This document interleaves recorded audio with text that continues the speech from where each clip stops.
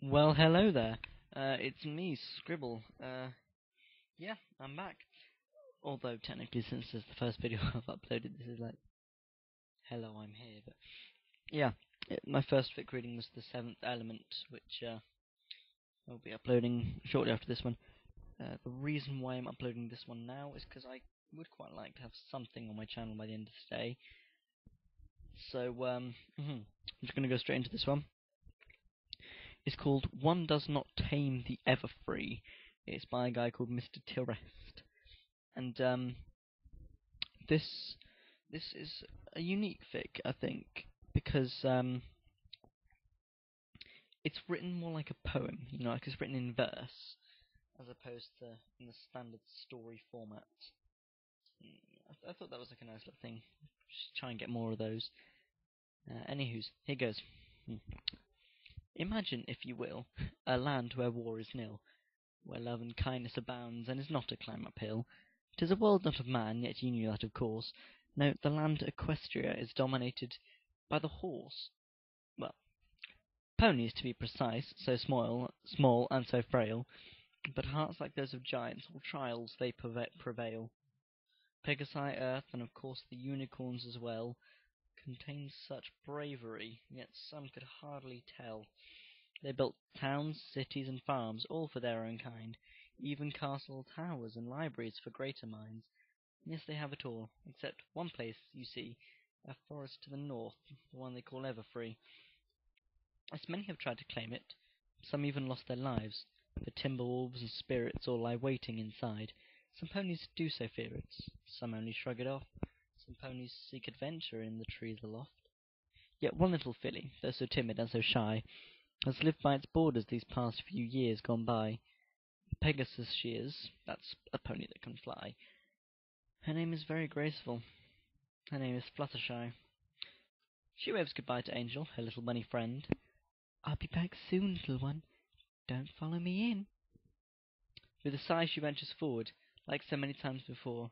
She goes flying into the grass and the trees galore. The forest is so very calm at this time of night. Creatures are all sleeping, nothing left to cause a fright. A lantern in her mouth, the filly ventures forth, to find a present for a friend to really show her worth. The stars light up the sky, so pretty and so free. It's always nice this time of night within the Everfree. She travels deep enough so she can still see her home, but something inside troubles her. She's not alone. She tries not to let it show, for it could be for naught. She's here on a mission, for that which can't be bought. Setting the lantern down, the filly looks above, and below, and around. She's clearly deep enough. At her hooves she spots something, that which she came to see.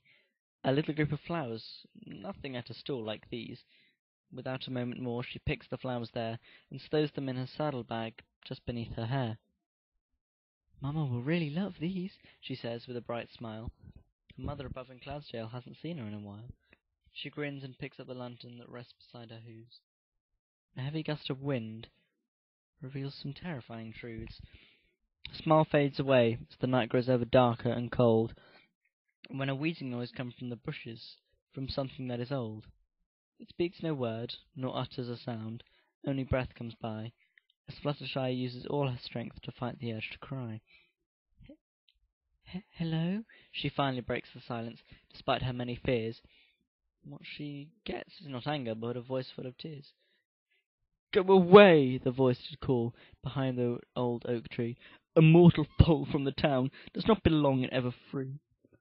The lantern drops and silence falls. The filly starts to scream, yet no sound comes from her throat deep here in Everfree.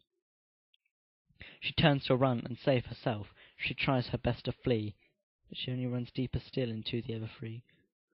Why do you run from me? The voice did say at last. A group of branches clasped around the filly, causing her to gasp. The wood stuck into her skin, scratching at her coat. At the time it seemed the forest had really got her goat. I mean no harm, Fluttershy starts to scream. I only meant to take a few, it isn't what it seems. The branches brush around her coat, and into her bag they go. The flowers fall, and the voice gasps, anger starting to show. Damn pony! It says with a shriek of hate, "Why, my beautiful forest floor and trees must you choose to rape? State your business promptly, lest you further anger me." Does one not fear her life will be claimed in Everfree? The filly falls to her knees, scared to her very soul. She isn't brave or cunning, and she's not in control. Tears fall from her eyes as she starts to speak. "Please, sir, I beg of you, do not start to shriek." The voice comes down and a branch wraps her eye. "Little filly, you stole from me, yet here I see you cry." The wooden trees shake and stir as a figure flees. A great wooden creature comes from the Everfree. "You do not understand what horrors I have seen. Ponies from all nations have always pestered me. From the taking of my children to the cutting of my trees, they all try, but one does not tame the Everfree." Fluttershy rose and turned to her little bag. She wipes her eyes and blows her nose upon a little rag. She turns again to face the eldritch creature that she sees. "Please tell me, are you the one that guards the Everfree?" The misshapen figure simply nods and turns its head around and sets the flowers that it took gently to the ground. "Filly, I request of thee a game that we shall play. Lose and you will die, but win and be on your way." She ponders for a moment, understanding what she risks. "I'll play your game, spirit, but please don't use any tricks." The spirit takes the form of a wooden pony then.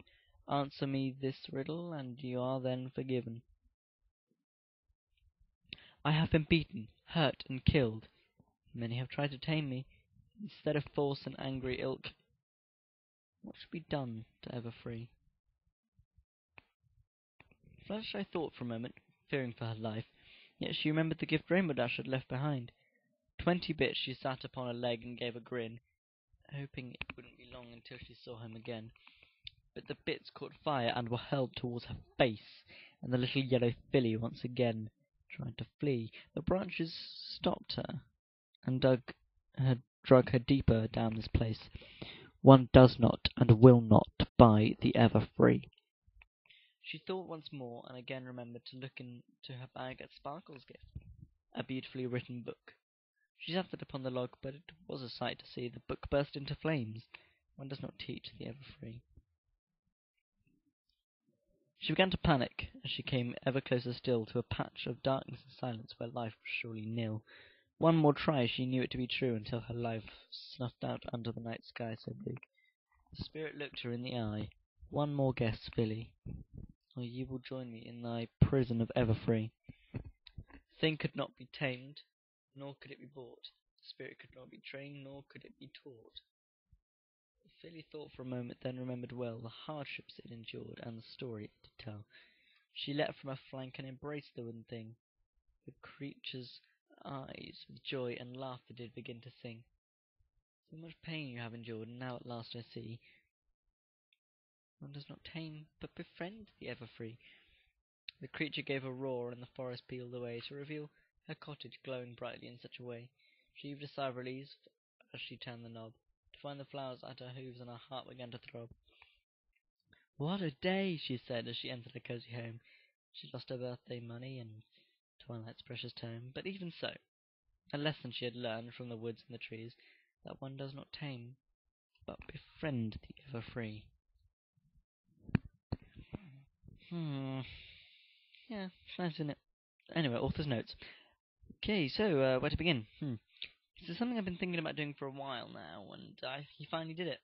Full-length fanfic in poetry form. Not good. I disagree, it's good. But it was an experiment I'd been dying to try. Hope you enjoy it. Give me some feedback. So, yeah, I like this. I think this should work.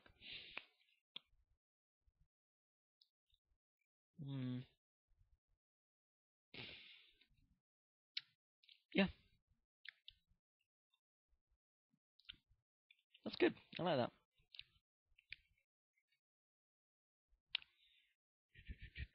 So yeah, that's it from me for now. I think I'm going to carry on with the seventh element now to see if I can finish that by tonight.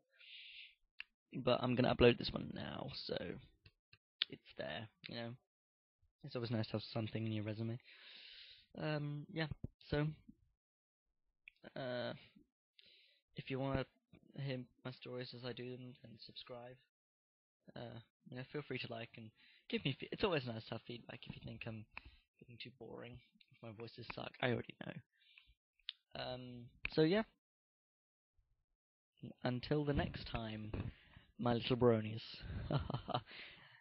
Adios, todos.